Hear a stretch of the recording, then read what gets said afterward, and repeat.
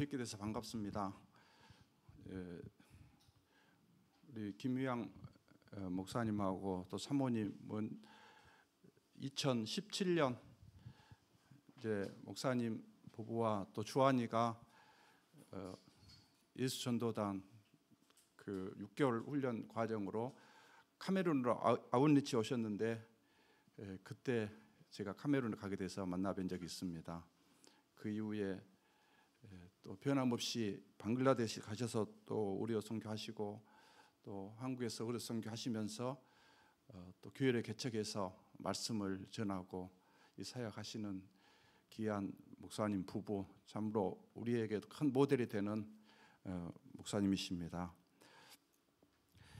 저는 예수님을 처음 만나게 된 게 대학 1학년 때입니다. 제가 중고등학교를 광주에서 다녔고 고향이 화순인데 그때까지는 전혀 교회를 가본 적이 없고 한 번도 가본 적이 없습니다. 그리고 예수님이 누구인지 전혀 듣지를 못했고 알지 못했습니다.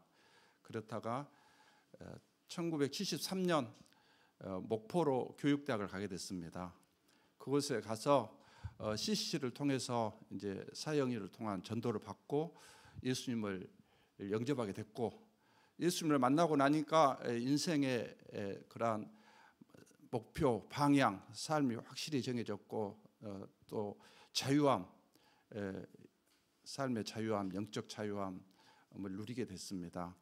성경 공부를 통해서 예수님을 더욱 알게 됐습니다. 그 말씀 가운데서 저의 삶을 이끌었던 가장 귀한 말씀 가운데 한 구절이 예수님의 지상 명령이었습니다. 예수님을 알고 여러분 우리가 또 예수님을 사랑한다고 찬양하고 그랬는데, 그 예수님을 사랑하면, 예수님을 주님으로 고백하면 그 사람이 예수님을 위해서 또 예수님의 부르심의 뜻에 따라 살아야 되는데, 어떤 것이 가장 예수님의 기뻐하신 뜻인가, 그거를 오늘 본문 말씀, 우리 주보에도 앞에 그렇게 나와 있는데 마태복음 28장에 예수님의 말씀입니다.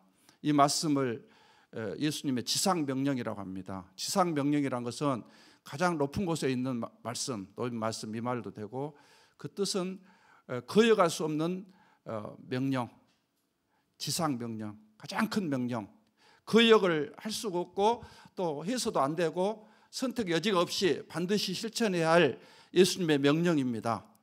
우리가 예수님을 구주로 믿고 하나님의 자녀인 확신이 있는 사람, 그리스도인이라면 우리의 인생의 최대 목표를 예수님의 명령에 순종해서 사는 것입니다.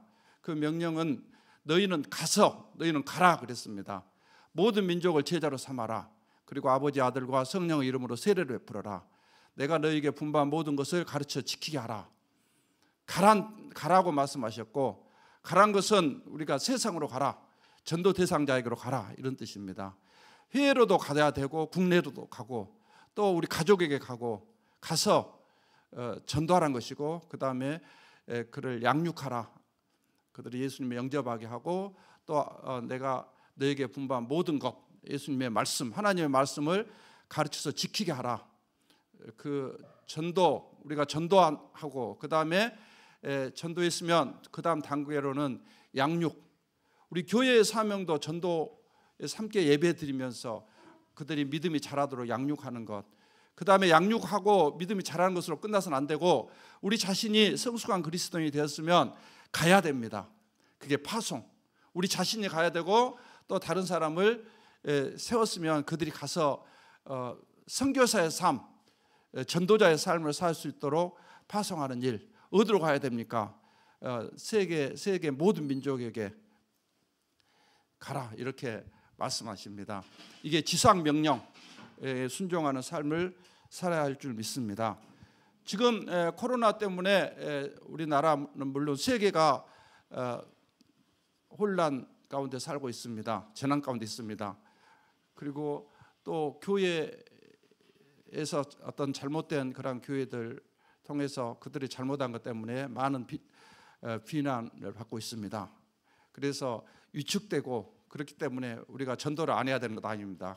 그래서 예수님을 안 믿어야 되는 거 아닙니다. 그거는 그거고, 어느 때나 이렇게 문제는 항상 있었고 또 믿는 사람들이 잘못한 사람도 있고 또 교회가 잘못하는 일도 있고 그런 또 세상은 그거를 통해서 또 비난하는 그런 일도 있고, 그거는 그거고 우리가 해야 할 것은 끊임없이 예수님을 사랑하며 예수님 안에서 어떻게 하면 우리가 바로 서고 영적으로 강건해지고 또 우리뿐만 아니라 다른 사람을 예수님께로 인도하고 구원받도록 할 수 있을 것인가, 이게 우리의 삶의 목표가 되어야 할 줄 믿습니다. 할렐루야. 하나님의 소원, 하나님의 가장 큰 뜻이 무엇입니까? 디모데전서 2장 4절 말씀에 하나님은 모든 사람이 구원을 받으며 진리를 아는 데 이르기를 원하시느니라. 하나님의 소원은 모든 사람이 구원받는 것입니다. 구원이란 무엇입니까? 구원은 모든 사람이 아담 이후로, 인류의 첫 번째 사람 아담이 타락한 이후로 그 원죄가 있고 그 죄의 싹시 사망, 그래서 하나님과 단절되어 있고 그대로 놔두면 지옥에 가게 됩니다. 우리에게 있는 생명이 있는데 두 종류 생명이 있습니다. 그 헬라어, 그리스어, 신약 성경에 써진 그리스어는 생명이 조에, 푸시케 이렇게 되어 있는데, 조에는 영생, 영원한 생명을 말하고 푸시케는 자연인의 생명. 그래서 모든 사람이 태어나면 조에는 없습니다. 어린 아이도 자연인의 생명, 유전적인 생명 가지고 태어납니다. 그대로 예수님 모르고 믿지 않고 죽으면 지옥에 가게 됩니다. 그러나 그 영생은 누구에게만 있습니까? 예수님에게만 있습니다. 예수님 우리 죄를 대신하여 죽으시고 부활하셨습니다. 나는 부활이요 생명이니 나를 믿는 자는 영원히 죽지 아니하리라. 죽어도 살겠고 영원히 살아서 믿는 자는 영원히 죽지 아니하리라. 그래서 예수님의 부활 생명, 그 생명을 영접할 때 아들이 있는 자에게는 생명이 있고 아들이 있는 자에게는 생명이 없느니라. 그러니까 예수님이 마음의 구주로 모시고 그 믿음 가운데 계속 유지하며 교제하며, 그러면 새로운 피조물, 새 생명을 가진 하나님의 자녀가 됩니다. 그 생명을 유지하고 우리가 이렇게 예배 드리고 이렇게 모여서 예배 드리는 이유는 그 믿음을 유지하기 위해서 그렇습니다. 개인적으로 말씀 믿고 말씀 예배하고 신앙을 지키며 삶 가운데 예배 드리고 그렇게 할 사람도 있습니다. 그 정도로 성숙한 사람, 적어도 그런 성숙한 그리스도인, 또 선교사들은 이슬람권이라든가 그런 나라 가서 공적인 예배를 드릴 수가 없는 나라도 있습니다. 스스로 믿음을 지키고 말씀을 묵상하고 또 자가 발전하면서 영적으로 살고 또 다른 사람에게 그 예수 그리스도를 전하고 이렇게 사는 삶을 살아야 됩니다. 그런 사람도 있고, 그렇지만 공적 예배에 모이지 않으면 믿음이 약해집니다. 그리고 그런 단계에 이르지 못한 사람이 또 많습니다. 그래서 우리가 함께 모여서 예배 드리고 말씀을 나누고 또 비전을 새롭게 하고 또 교제를 하고 그렇게 하면서 또 우리의 함께 교회적으로 전도하는 일, 선교하는 일, 기도하며 나가고 다른 사람이 나가면 또 파송도 하고 그런 삶을 살도록 하기 위해서 그렇게 교회의 공동체, 그리스도인의 모임 공동체, 교회가 반드시 필요합니다. 그러나 가장 중요한 최종 단계는 하나님의 백성으로서, 구원받은 하나님 백성으로서 믿음을 유지하고 사는 것입니다. 그 예수님을 믿는 믿음이 끊어지면 구원도 없습니다. 나는 전에 교회 다녔고 전에 세례 받았고 한때 열심히 예수 믿었으니까 이제 천국 갈 것이다. 그거는 좀 착각입니다. 그렇게 갈지 안 갈지 확실하지 않습니다. 끝까지 신앙 고백이 내 고백이 되고, 사도신경 우리 신앙 고백했지요. 참으로 예수님과 계속 교통하고 예수님과 믿음의 교제가 있고 그게 끝까지 유지되어야 됩니다. 그런 삶을 살아야 되고, 나 자신뿐만 아니라 또 다른 사람에게, 우리는 성숙한 그리스도인이 됐으면 다른 사람에게 그 은혜를 나눠줄 수 있는 그런 삶을 살아야 할 줄 믿습니다. 할렐루야. 제가 예수님을 그렇게 만나고 나니까 가장 첫 번째 기도 제목이 믿지 않는 부모님, 가족이었습니다. 저희 고향에 부모님을 그때 당시 60세가 넘으셨는데 믿지 않았고, 형제들 또 그 시골 마을에 믿는 사람이 한 명도 없었고 교회도 없었습니다. 그런데 어떻든 부모님 전도하는 거, 부모님, 천국이 알고 이렇게 사람 죽으면 그대로 끝나는 것이 아니라 천국과 지옥이 있다는 것을 확실히 알고 또 말씀 가운데 그게 확신이 되고 체험이 되고 그랬으니까 이제 저만 천국 가면 안 되겠죠. 그래서 부모님께 계속 전도를 했고 그 여러 가지 방법이 있죠. 말씀을 전하면서 또 기도하고 전도하고 한 10여 년 지나서 이제 하나님 은혜로 어머님 예수님 믿었고 그 이후로 아버님 예수님 영접했고 한 돌아가실 때까지 20년 정도 제가 콩고 간 이후에 아버님은 2년 후에 돌아가셨고 어머님은 6년 후에 천국 가셨는데 그때까지 신앙생활 잘 하시다가 천국에 가셨습니다. 그리고 제가 교대를 다녔으니까 교대를 다녔는데 그 목표도 이제 교사 그 자체가 목표가 아니죠. 어떻게 하면 그 일을 통해서 하나님 나라를 확장하고 또 처한 곳에서 아이들에게 복음을 전하고 그런 선교적인 삶, 전도자의 삶을 살 수 있을까? 그게 기도 제목이 됐고 또 여러분이 여기에 선교 단체가 CMF고 또 여러분 가운데 의료에 그렇게 전공하신 분들도 많이 있을 것도 같은데 여러분의 목표도 의료 그 자체 그 일을 또 하나님 주셨으니까 그 일을 열심히 하면서 그를 통해서 그리스도의 영광을 나타내고 또 때에 따라서 깨어 있어서 복음을 전하고 또 우리 목사님처럼 의료하시면서 또 교회를 통해서 사는 방법도 있고 또 목사가 아닐지라도 평신도로서 얼마든지 또 복음을 전하고 우리의 최종 목표는 마찬가지입니다. 교사가 돼서 이제 열심히 교회 생활하고 또 아이들에게 그들이 공부를 열심히 하고 뭐 어떻게 세상에서 성공하고 그게 최종 목표가 될 수가 없지요. 그걸 알기 때문에 예수님을 전하고 예수님을 믿어야 되는가 그거를 1년 동안 맡으면 전하면 거의 1년 뒤에는 1년 안에 한 70, 80%, 90% 정도 이제 예수님을 영접하고 교회에 나가게 됐습니다. 제가 완도에서 8년 교사를 했고 광주에 와서 9년 17년간 교사를 하다가 그만뒀는데 그만둘 때까지 열심히 이렇게 아이들 전도하고 그 일을 열심히 했습니다. 교회 생활 열심히 하고 봉사하고 그러나 선교사로 나가는 궁극적 목표는 여기에 말씀처럼 하나님이 기회를 주시면 그 단계에 이르게 하시면 가서 너희는 가서 모든 민족을 제자로 삼아라. 우리 민족만 제자로 삼으면 안 되겠지요. 우리 민족을 제자로 삼아서 하는 사람도 있고 또 하나님이 더 은혜를 주셔가지고 다른 민족에까지 가서 선교할 수 있는 그런 힘을 주시면 그렇게 살다 가면 더 낫겠지요.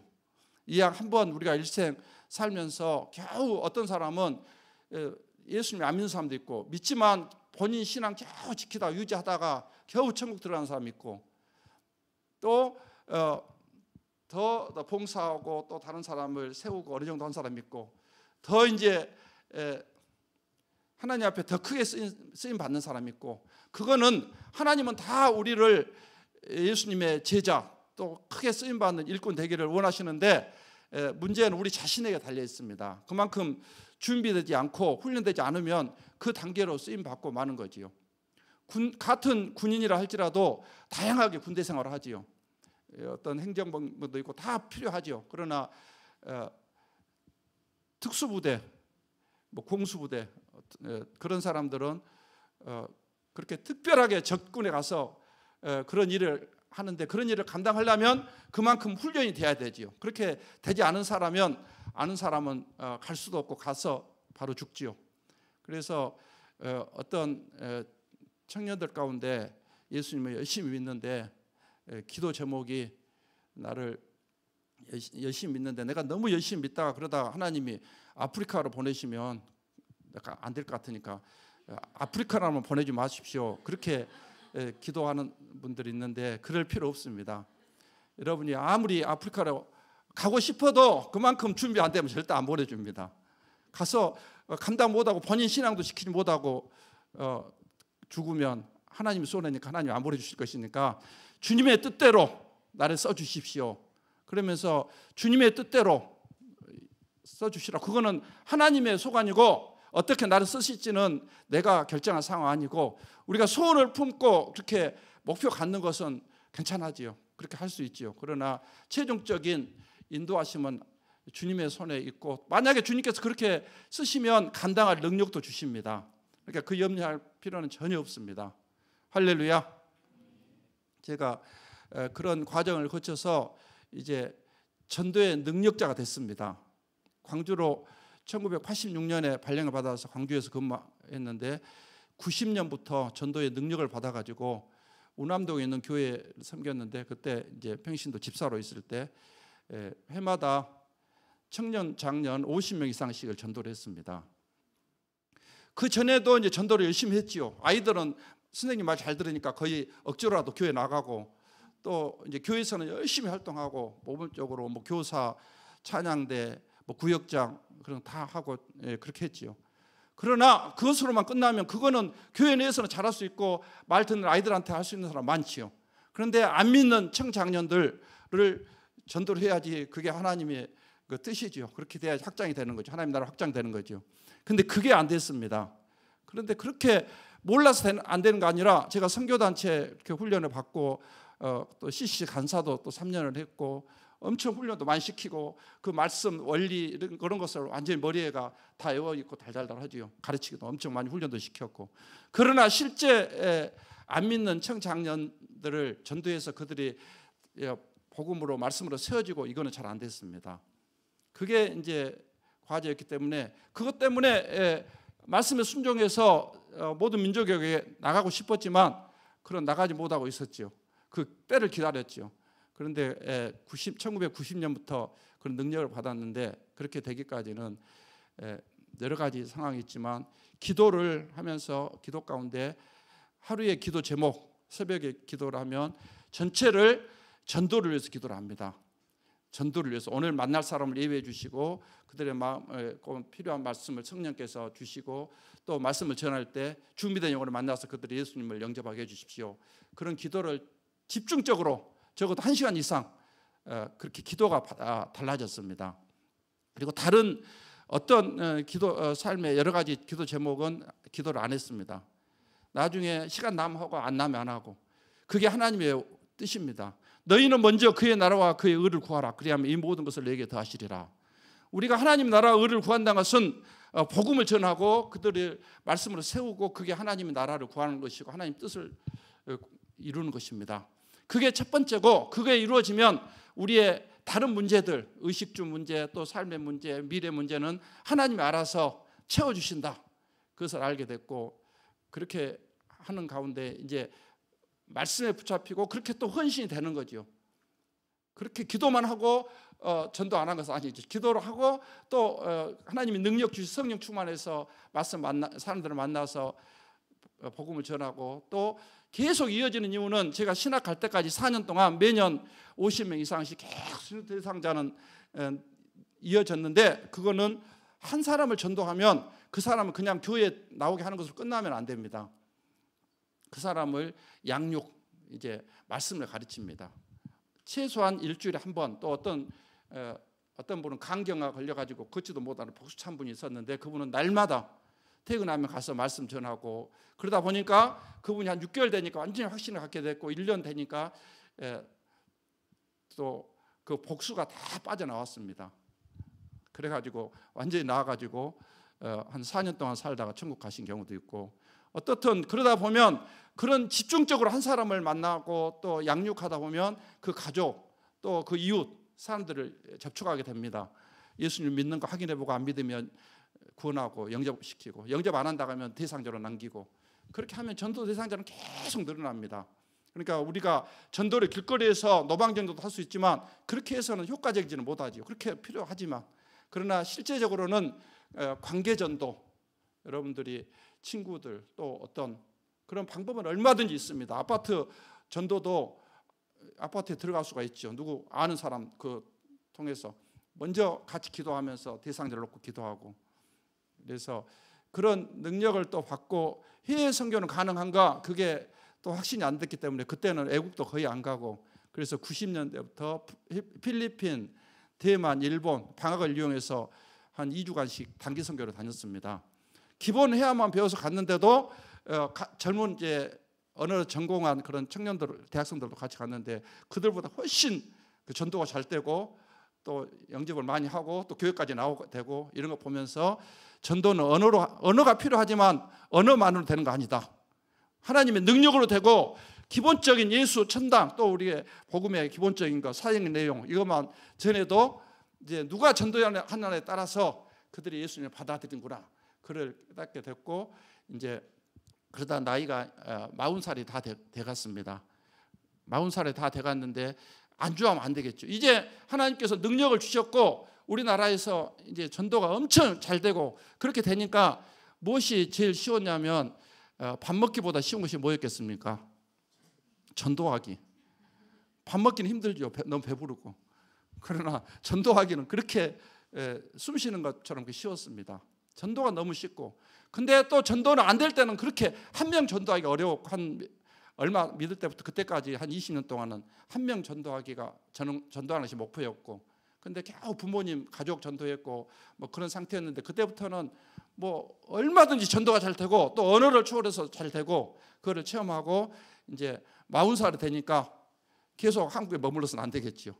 이제 학교 그만두고 신학을 하게 됐고, 이제 파송교회를 위해서 계속 기도하게 됐고, 그러다가 이제 서림교회 그 목사님이 신학 교수하시다가 담임으로 오시게 됐는데, 그때 이제 또 연결이 됐고, 선교사로 가기로 정해가지고 서림교회 와서 4년 동안 전도대, 또 새가족 양육부 이런 또 활동하다가, 이제 그러면서 서림교회 청년들도 엄청 세워졌습니다. 한 100여 명 이상 개인 양육을 했고, 또 선교한국이 있었는데 그때도 96년, 98년 이럴 때 한 40명씩 데리고 해서 선교한국에 참여하고 엄청 그렇게 선교하는 그런 분위기로 바꿔졌고, 그러다가 2000년에 이제 콩고 민주공화국, 드디어 콩고까지 왔습니다. 할렐루야. 콩고 민주공화국 여러분 아십니까? 아프리카에는 나라가 54개 나라가 있습니다. 54개 나라 가운데 그 적도가 지나는 중서부 지역에 위치해 있습니다. 콩고 민주공화국은 전에는 자유르였습니다. 콩고 그러면 콩고 공화국이 있습니다. 그리고 콩고 민주공화국, 콩고 강을 이렇게 중심으로 해서 두 나라가 있습니다. 그 위에 그 슈바이처 박사가 선교했던 가봉이 있습니다. 콩고 민주공화국은 국토 넓이는 아프리카에서 알제리 다음으로 넓고, 또 우리나라의 남한의 23배 정도 됩니다. 인구는 약 8,600만 명이고 종족이 한 450개 종족. 언어는 1885년 때부터 한 75년간 벨기에 식민 통치를 받았기 때문에 프랑스어, 불어를 공용어로 사용하고 있습니다. 그 수도는 킨샤사입니다. 콩고 민주공화국. 97년까지는 자유리였는데 그 이후로 정권이 바뀌면서 콩고 강, 옛날에는 콩고 왕국이었기 때문에 콩고 공화국이 있어서 이제 구별하기 위해서 민주란 말을 넣었습니다. 그러나 실제는 민주 국가가 아니고 사회주의 국가가 엄청 독재에 가깝습니다. 그리고 그 나라는 아프리카 나라 중에서도 가장 가난한 나라에 속합니다. 콩고 수준인 나라가 소말리아, 수단, 뭐 부룬디 이 정도하고 비슷한 가장 가난한 나라. 아프리카에서도 남아공은 유럽 수준으로 우리나라 못지않게 잘 살고 부자 나라고, 그다음에 케냐, 탄자니아도 아프리카 중에서는 잘 사는 나라에 속하고, 또 뭐 이집트라든가 위에는 모로코라든가 세네갈 이런 데도 그렇게 많이 잘 사는데, 콩고는 하루에 한 끼를 겨우 먹는 사람이 80% 정도 됩니다. 너무 가난하기 때문에.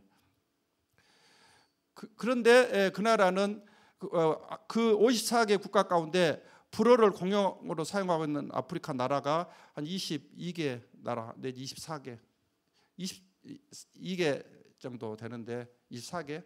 그 정도 되는데 대부분 이슬람 국가들입니다. 그리고 적도 위쪽에 있는 이슬람 국가들이고 그런데 콩고는 벨기에 영향으로 카톨릭이 엄청 강하고 이제 개신교도 강합니다.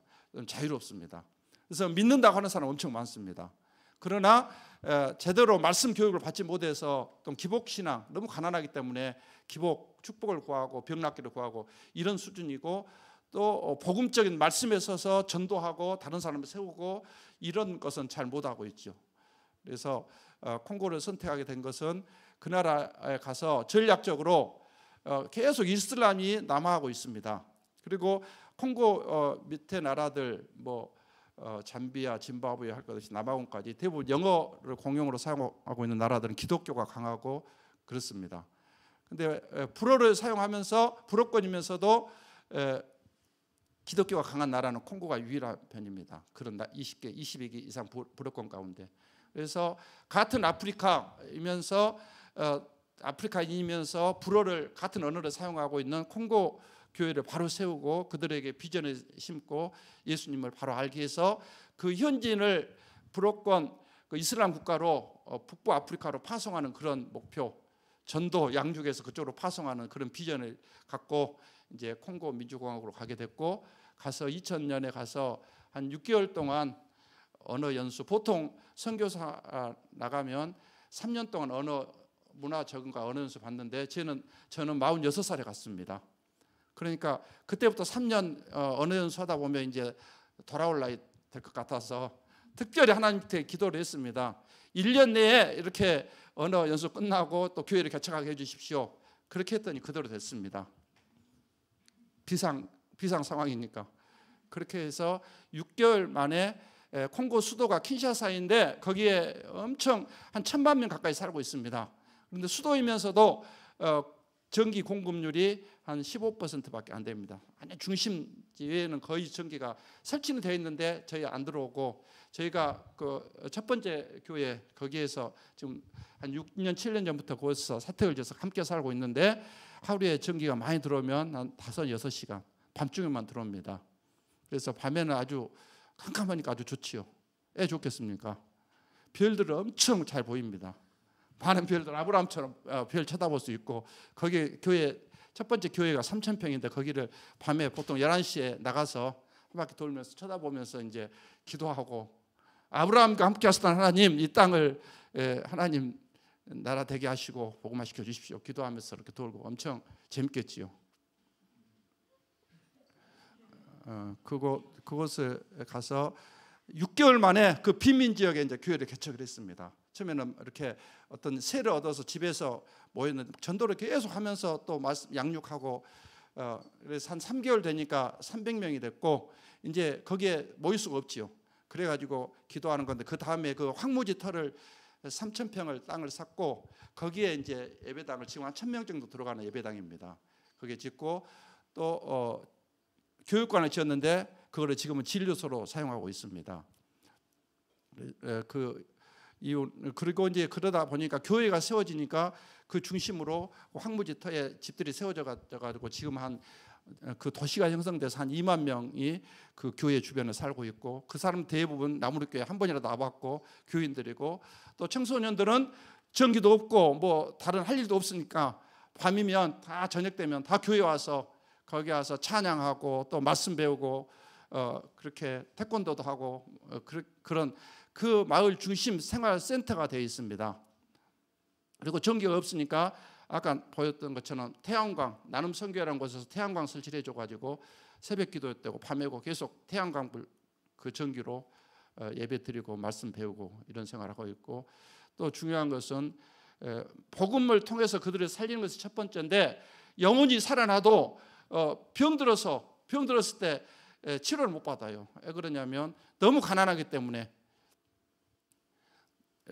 그 약을 사 먹거나 병원에 갈 수가 없습니다. 그 변두리 사람들은 그 주변 사람들은 그래서 이제 비영리 법인을 정부에 신청해서 그거를 허가를 받아가지고 그 법인 이름으로 사랑의 콩고 복음 선교회 이런 이름 만들어가지고 그 이름으로 교회, 학교, 병원 이런 복지 상황을 모두 합법적으로 할 수 있습니다. 그래서 그 복지부에 신청을 해서 병원 설립 허가를 받았고 지금 2개의 진료소를 세워서 거기에서 해주는 주로 사역이 임상병리과도 있고 임상병리 고치는 거 그거 있고 이제 의사 선생님은 우리 교인이 계시는데 그분이 병원을 하고 계십니다. 그러니까 특별할 때 초청해서 이제 그분이 수술도 하고 이렇게 하는 거고 상주하는 것은 간호사들하고 임상병리사, 조산원 이런 분들은 상주를 하면서 말라리아 검사도 해주고 일반 병 치료해주고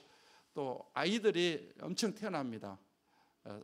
우리나라 옛날처럼 60년대 그런 수준이니까 그 아이들이 거기서 집에서 태어나다가 낳다가 죽고 그렇게 하는 일이 많이 있으니까 진료소지만 그 지역에서 중심이 돼가지고 그분들 아이들 태어날 때 거기서 태어나게 하고 또 그 비용도 다른 데 한 절반 정도 받고 그것도 못 낸 사람은 교회에서 내주고 이런 식으로 의료 선교 2군데 진료소를 세워서 하고 있고 또 초등학교를 또 갈 수가 없습니다.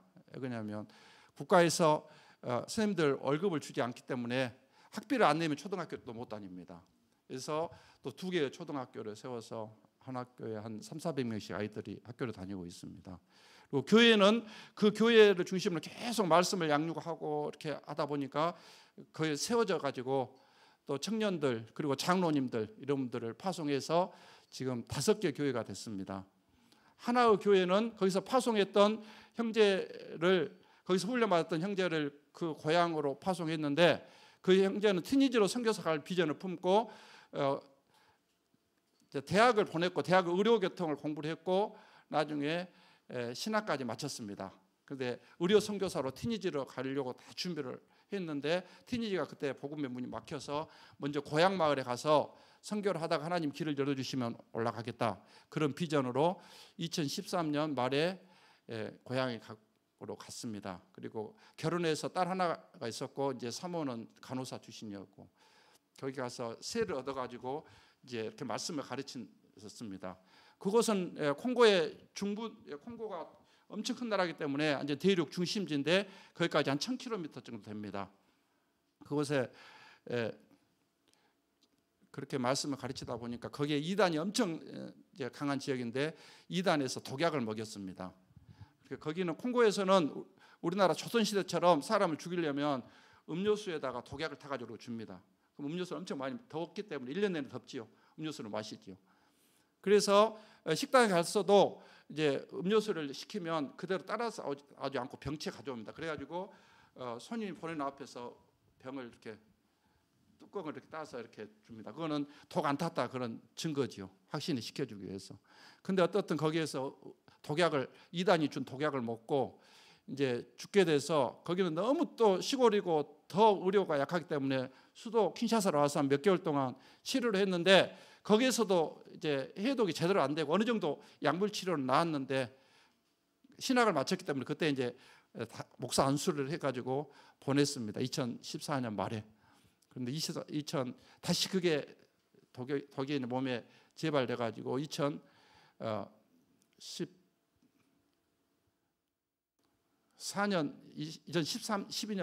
1월에 가가지고 1년 지났고 2014년 1월에 이제 천국에 들어갔습니다. 그때 나이는 만 34세.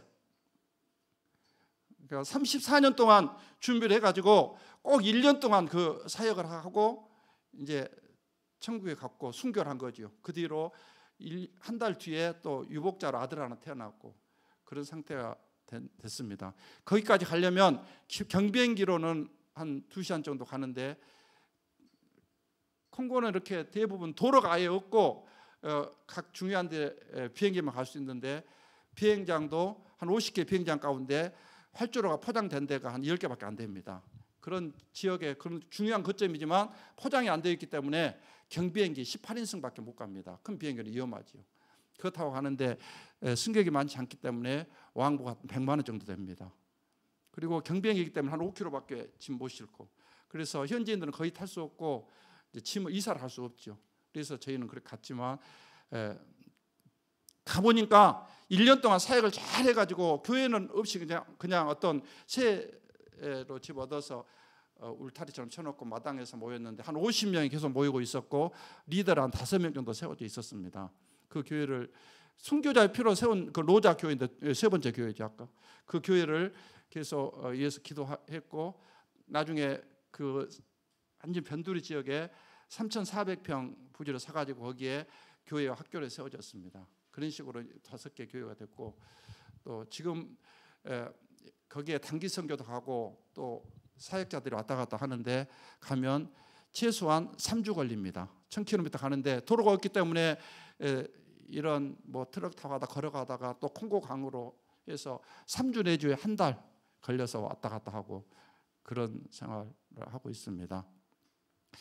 콩고에 제가 간 지가 2000년 3월에 갔으니까 몇 년 지났겠습니까? 20년이 지났습니다. 20년 몇 개월이 됐습니다. 제가 46살에 갔으니까 지금 몇 살이겠습니까? 40살이요? 46살에 가서 지금 20년이 지났으니까 우리 나이로는 66세가 됐는데 실제 나이로는 58세가 됐습니다. 할렐루야. 이번에 건강검진을 했는데 신체 나이로는 58세, 이제 효적상 나이로는 66세. 그래서 앞으로 이제 법적으로는 이렇게 제가 그 파송한 교단 총회 파송인데 70세 목사님들이 대부분 그렇죠. 70세가 정년이니까 앞으로 한 4년 몇 개월 남았지요. 그러나 그렇게 법적으로 남아 있지만 제 사역은 앞으로 언제까지 하겠습니까? 죽을 때까지. 몇 살에 죽을지는 모르지요. 그러니까 하나님이 건강 주시면 그때까지 해야 할 일은 거기에 남아있던 다른 나라로 가든 한국에 있던 계속 지금까지도 그래왔고 앞으로도 이제 전도하는 거. 순회 전도자, 순회 선교사. 전도가 밥 먹기부터 쉬우니까 이렇게 한국에 있게 되더라도 어떤 교회들은 많은데 전도가 안 되지요. 시골이고 도시고 할 것 없이 가서 나 가서 설교하랍니다. 그러면 설교자들 엄청 많지요. 갈 자리도 없지요. 그러나 전도를 도와주겠다. 자비량으로 같이 전도팀 그 훈련시켜서 전도하겠다. 그러면 싫을 사람이 별로 없겠지요. 초격파적으로. 그래서 전도하는 거고 또 말씀으로 세워주는 거고 그 일을 하다가 하나님이 부르시면 기쁨으로 사도 바울처럼 내가 디모데후서 4장 7절에서 8절 말씀 그랬죠. 내가 나의 달려갈 길을 마치고 믿음을 지켰으니 이제 후로는 나를 위하여 의의 면류관이 예배되었으니 내게만 아니라 주의 나타나심을 사모하는 모든 자에게도니라. 그렇게 멋있게 살다 가는 거지요. 전도하다가. 그러니까 여러분들이 달란트에 따라서 여러 가지 다 필요하지요. 여러 분야에서 일할 수 있는데 그게 최종 그것만 배워가지고 그 일만 열심히 하다가 죽으면 별로 의미가 없습니다. 그를 열심히 해야 되겠죠. 그러나 그 일을 하지만 우리가 영적인 것, 영적인 주님과 관계 깊게 갖고 또 그들을 만났을 때 그들을 예수님 마음으로 바라보고 그들이 예수님 믿는가 안 믿는가 확인해보고 영접 안 했으면 영접하도록 하고 이미 믿는 분이면 또 신앙으로 굳게 서도록 또 도와주고 그 일을 하고 그렇게 살다 보면 삶이 재미가 있고 의미가 있지요. 그리고 우리 자신이 그러기 위해서는 다른 사람 전도한다고 열심히 또 봉사한다고 그렇게 하면서 본인은 지쳐가지고 본인은 쓰러질 수도 있습니다. 바울도 내가 항상 내 몸을 쳐서 복종케 하면 내가 다른 사람을 구원한 후에 내 자신이 버림이 될까 두려워하노라. 그래서 다른 사람을 치료하기 전에 내가 영적으로 강건해야 되겠죠. 그래서 그 방법은 말씀을 열심히 읽는 거 다른 것이 없습니다. 이렇게 예배 드리고 이렇게 필요하지요. 이렇게 하지만 이것으로 끝나는 것이 아니라 또 개인적으로 성경을 적어도 하루에 몇 장을 읽어야 되겠습니까? 적어도 4장.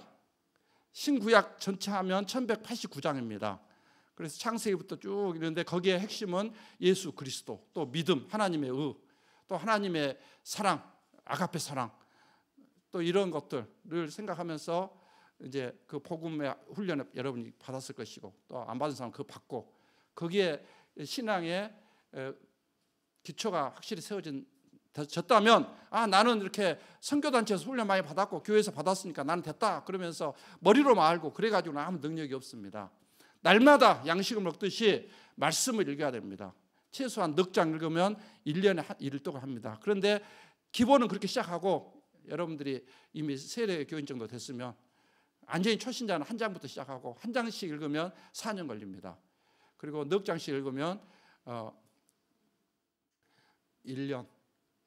그래서 나무르 교회나 그 교회들도 계속 핵심이 성경을 계속 통독하면서 하루에 저는 8장씩 새벽 기도를 해서 구약은 8장씩 읽으면 새벽 기도 때 4개월 정도 걸리고 신약은 한 달 반 정도 걸립니다. 그거를 몇 차례 했습니다.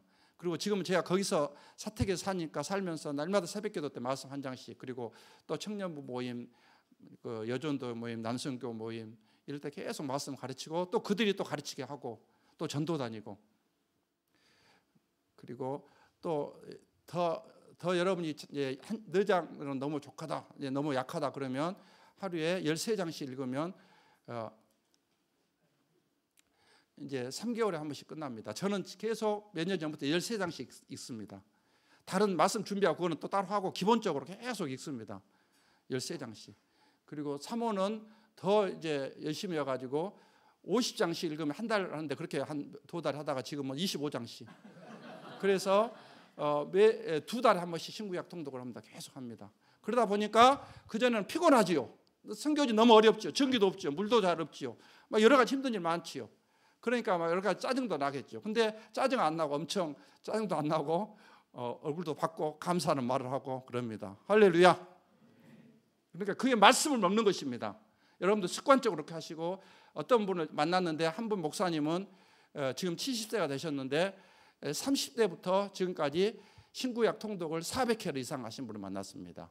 그분은 그때 30대부터 하루에 3시에 일어나서 50장씩 읽었답니다.